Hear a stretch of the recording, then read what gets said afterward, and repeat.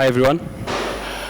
Welcome to Nairobi Garage and welcome to the after office hours event that we have for today for you. As you're all aware, our speaker today is the CEO and co-founder of Mdundo.com, and he'll be letting us know more about his journey with Nairobi Garage so far and also what he's been up to with Mdundo and the work they're doing with artists, supporting over 150,000 artists so far and in very many countries. Please, okay, let's have a round of applause to welcome him. Welcome. Thank you very much, and thank you guys for joining us this evening. I'll just start by introducing myself. My name is Martin. I'm the CEO and one of the co-founders of Mdundo.com. And my co-founder, Frasha, which is a Kenyan musician that you might or might not know. He's from a group called P-Unit. Mdundo started originally as with the original idea that we have hundreds of millions of people in Africa that are online. But we didn't see that it was a good way to access music in an easy way, and also in a way that benefits the musicians.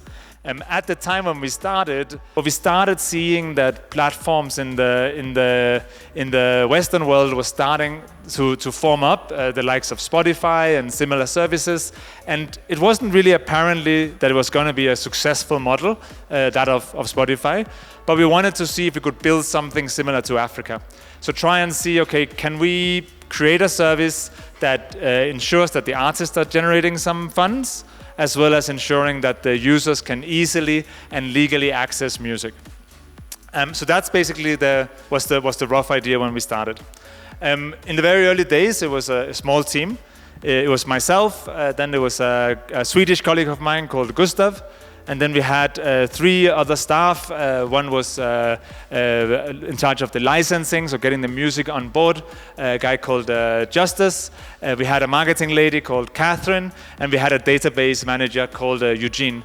And they were the 5 of us were kind of the people who were working on the company in the very early days. In 2021, we listed the company at Nasdaq in Copenhagen, and I think that's probably one of the most biggest milestones that we've achieved while we have been running the company. This picture was taken at Nasdaq in Copenhagen. I'm originally Danish myself, so I have some connection to Nasdaq that way. And it was an extremely exciting day for myself, taking the journey of building this company to this point.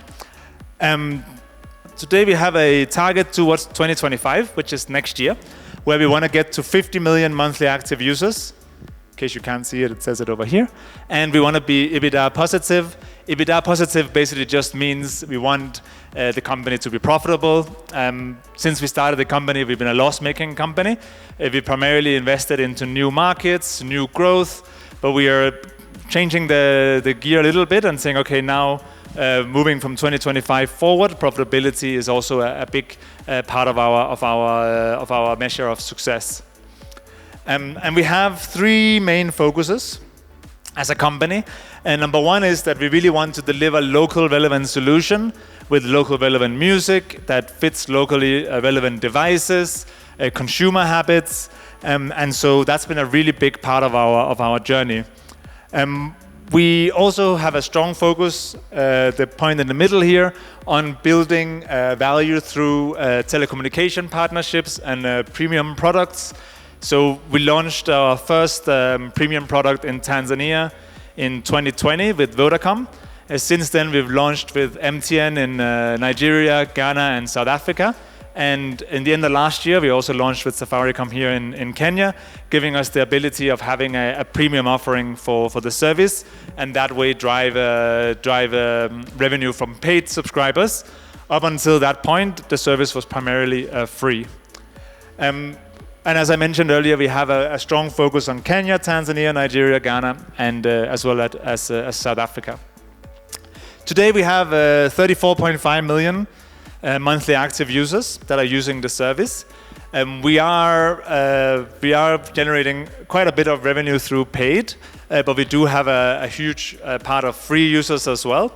Our service is what I would call, we call it a mass market service, meaning that we focus on the phones that there are the most of, and those still happen to be lower end devices, higher end feature phones, and so primarily the primary segment that's a bit more streaming-like, so the likes of Spotify, Boomplay, AudioMac, those kind of audiences are not really our target audience. Our target audience is mostly you can say a lower-end market where we see that there's the biggest potential and the least competition. So that's the primary customer for Mdundo. I think when you're building a company, you get through a lot of different people throughout the years. And I think there's, I'll use particular people as examples of heroes and zeros, but it categorizes a broader group that I would say you can hopefully use when you decide who you want to spend time with or who you want to get part of your entrepreneurial journey if you are on one. Let's start with the zeros. So I think there's a lot of startup consultants and startup advisors and so on out there. In my opinion, and I have to watch out what I'm saying, they are all zeros. Because you can't, like if you want to build a company, you got to be inside the company, you got to have invested skin into the company. You can't have a business around pulling money out of a company that's struggling to find this model in the first place, in my opinion. And I also think that the advice that you will get from someone who's being paid or someone who is not even being paid, but even just not having skin in the game is not necessarily good advice. To give some examples, if it's risk-free to give an advice if I haven't invested in your business, and it means that I will automatically start thinking about where is the next $1 million opportunity maybe, or I might think about big ideas that I think could work, but I don't think about what are the consequences of that on running the business today. And so for me, it's not added any value, and we've never had until we listed the company, we've never had any board members that weren't investors, advisors who weren't investors. If I found some individuals who believed so much in me that they wanted to give us money, then I'm willing to listen to what they have to say. But otherwise, it can be a good conversation and it's nice to get people's feedback, but I've never really valued feedback from people who don't have skin in the game. Then there's obviously some heroes as well. And for me, there's a bigger group, but I think primarily there's been a few very, very cool staff members that I've had on the journey. And it's been staff members who, from the beginning, believed more in what we are doing than how we are doing it.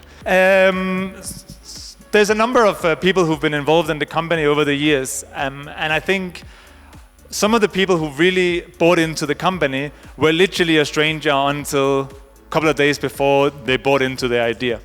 And that is something that I hope is very encouraging if you're trying to build a company, because it doesn't always feel that way. Because you'll meet a lot of strangers who will never call you back, never reply your email, and never really react or buy into what you are selling. But the truth is that some of our biggest clients and some of our biggest customers was an entire stranger when we started. And reaching out to people you don't know can definitely pay off. What do you see the future to be like? Because I had you talk about Spotify, but it seems you have a different, you're sort of like learning and improving as you go. Where do you think this will end up, and sort of like what kind of impact will you have like on African music? Both today and into the future, I don't see that change drastically. I very much hope that the income difference will get a bit closer. I think most people hope. I don't have much reason to believe that it's going to be that way, but I hope that it's going to be the case. But I think even if it does, I still think that there's so many different clusters of groups. So in that sense, I would say for anyone who's building a business, look more into, okay, which segment are you actually solving a problem for? And then you can be a lot less concerned about competition. And so for us, I think the major difference between us and the streaming services, from like more tangible differences, is that we are a mobile web service, meaning that it's actually a website and not an app. So you don't enter it through an app, you can say. And that creates a few benefits. It creates the benefit that it works on all operation systems. So even if you have any sort of low-end device that is circulated in the market, it will fit. And we have a huge amount of Opera browser users, if you're familiar with the Opera browser, which is still widely popular across the continent, and makes it cheaper and faster to browse the internet. And then it's a download platform rather than a streaming platform, meaning that you only have to use the internet once. When you download and want to consume the music, which you're downloading it to your phone and listening to it offline. And that is what gives us that segment that we have. And so it's a very valid concern, especially when you're in this room, because I'm sure no one here uses Mdundo and everyone here uses a competitor. And so that makes it very valid. But I think my view on the market is that is not something to be extremely concerned on for the foreseeable future. Yeah. What was your background before you ventured into Mdundo? And I'm also curious on what next after Mdundo. Do you have other entrepreneurial pursuits, or do you have them presently? And how do you balance executing at Mdundo amongst your other interests? All right. So my background before was I studied my bachelor's in London, and then I got an internship here with an investment fund that wanted to invest in mobile tech startups. And while I was doing that internship, I happened to start Mdundo. It wasn't completely on purpose. It was a bit accidental. So basically, it was an idea that was in my team, in the investor team, that it would be cool to build a music service. And I was like, well, I'm just an intern anyway, so I might as well spend time doing that. It sounds pretty cool. And when they then had a bit of traction, and we had to kind of build a company around it, and people were like, who's going to run it? I was like, well, I'm happy to give it a go. And then I was the only one who was willing to leave my investor job. I think the other guys were very happy with what the package and the job that they had, and I was just an intern, so I didn't really mind. And obviously, I saw myself starting a business already when I was in uni, but I saw it being something I would do after 10 years of experience. I never saw that something I would do before I've worked anywhere, because this is essentially my only full-time job that I've ever had is Mdundo. And I think there's a lot of downfalls from that, because there's a lot of things I haven't tried. There's a lot of things I don't know. When we have a new team member and they say this is not how it's usually done, I'm like, well, I don't know, because I haven't really seen how it's usually done. I've never been in one other company to see how they do it. And so I think that gives some challenges. But I think some of the good things is that, I mean, in the beginning, when you are that age, you don't really have much. You don't have anyone to provide for, only yourself. You can live very, very cheap if you have to. You can, and you don't have, I think, the same concerns that you maybe do when you get a bit older. And I think the first year and the second year, that really benefited me. Thereafter, you start getting a bit more concerned anyway. But I think for me, keeping costs low in the beginning was very, very important. For the salary I could afford to pay myself, I think I ended up renting a room for, I think I paid 25,000. It's just around the corner from here. And it included breakfast and dinner. Because basically the landlady, it was a mom with her 6-year-old kid, and she had an ensuite room in the back that she was renting out, a Kenyan lady, and she had an ensuite room in the back that she was renting out. And when I was a bit sort of hesitant to if whether or not I could afford 25,000, I think she just said, well, you can also just eat dinner and breakfast because I'm cooking anyway. And I was like, okay, that's great, I'll take it. And I think I was supposed to stay there for 3 months, and I ended up staying there for 3 years. It was a very, very favorable conditions, and obviously got along with the landlady. Otherwise, it would have never worked. But then, yeah, sometimes we had to move on. A few questions which you can answer. The first one is, how is the impact of Opera and them threatening to take away free data impacting the service that you do? And then on the artist side, I would imagine that there's definitely some ambition to get big and bigger, right, with their music, and then eventually that means getting onto other streaming platforms. So keen to understand just what's the dynamic with the artists that you currently have and bringing onto the website. And then what is the biggest sort of cost outlay for your business, whether it's probably like cloud or like storing the music? Yeah, that would be it. All right, cool. So first one around Opera. I actually didn't know that I think I've always seen it as a benefit that they're giving their customers data. I've never seen it as a potential risk that they stopped, because I didn't expect it in the first place. So not really, for us, they have tons of customers on our platform. Second question was around artists. For us, and it actually goes back to the question over here that I didn't answer around how we impact the artists. We serve a different audience. So we never really try and limit our artists to who they're working with, and we've always had a non-exclusive approach.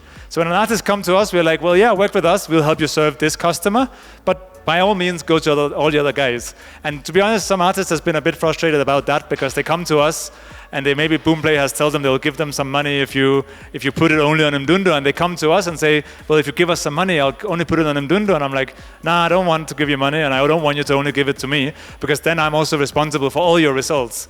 So just put it on me, put it on all the other services, and do what works for your business. Cost centers, we kept our technology stack very, very lean, so we don't use any cloud technology at all, and that has made it quite cheap. I guess marketing is our biggest cost center. I would assume so. All right, thank you very much. Thank you very much, Martin. A round of applause, please.